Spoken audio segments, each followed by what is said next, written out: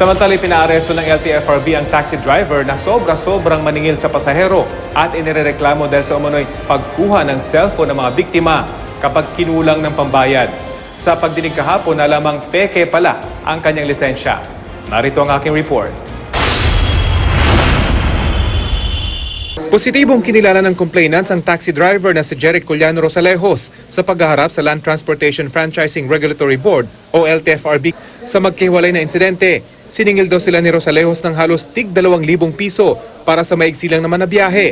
Si Gretchen, napilitan daw bayaran ng sinisingil na 1,980 pesos para sa biyahe mula NAIA 3 hanggang SM Bikutan dahil hindi na niya mabuksan ang pintuang naka-child lock pala. Sa sobrang takot ko, binigyan ko siya ng 2,000. Tapos pagbaba ko, syempre may sukli pa yon. Sabi niya sa akin, ay naku ate, wala nang barya.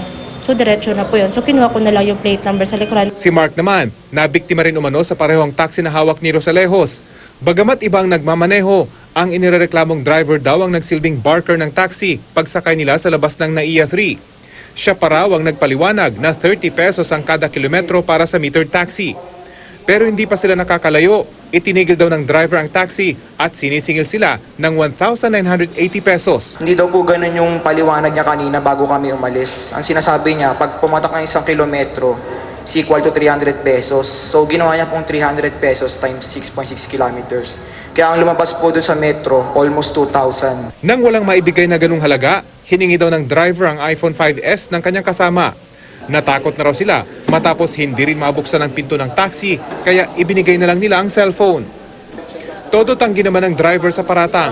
Hindi raw niya maalala ang babaeng biktima at wala raw ibang driver na nagmamaneho sa kanyang taxi. Sino yun isa pang driver na sinasabi ni Mark? Hindi ko po kilala yun, sir. Pero umamin ng driver, peke ang gamit niyang lisensya. Dahil sa paggamit ng pekeng lisensya, agad ipinaaresto ng LTFRB si Jeric Rosalejos. Bukod pa ito sa kakaharaping kasong kriminal mula sa 2 complainants. Aminado naman ng operator ng taxi, nalusutan sila ng isang pasaway na driver. So sa susunod, mag-iingat na lang kayo sa pagkuha ng driver? Yes po, yun talaga ang dapat. At saka lahat siguro bago tanggapin, papatris mo na sa LTO.